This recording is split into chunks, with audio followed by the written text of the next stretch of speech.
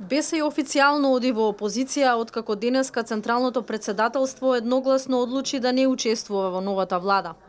Лидерот Билјалка Сами на пресконференција рече дека мандатарот Зоран Заев не бил подготвен да ги прифати принципите што БЕС му ги испорача како услов за партиципирање во владата.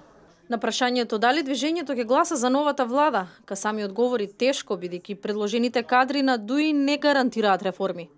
Од БЕС како услов за влез во новата влада побараа од СДСМ во владиниот кабинет да нема осомничени лица од СЈО, редефинирање на државата, балансирана власт или договор за владење, нова територијална поделба, рокови за закони како тој за употреба на албанскиот јазик.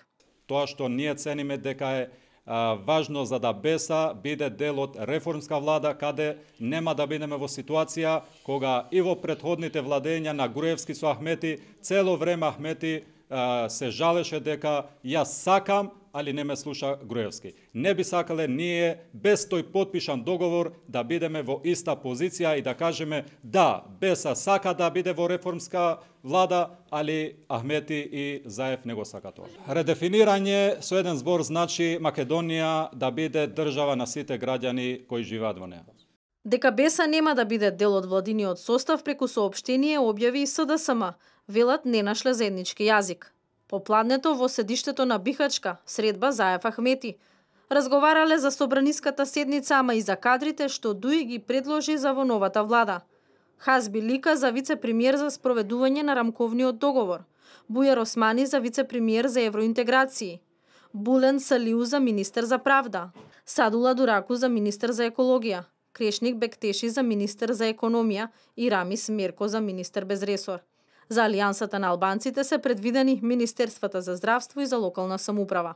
Дозволете да преговарам за влада. Ве молам. Исто така се обвинувате од специјалното јавно обвинителство.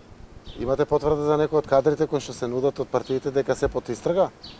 Па тие имиња што се вртеа вчера, мислам дека има. Еве да проверите, нека се дадат своje мислење специјалното јавно обвинителство, преку нив може да го потврдите тоа.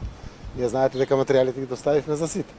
Така да дозволете да поразговараме денеска. Денеска се надеваме дека ќе биде конечен ден за утврдување на кадровските одлуки и распределбата на ресорите. Заев со ДУИ Алијансата на албанците има мнозинство од 62 пратеници. Мандатарот најави гласање на нова влада следната недела.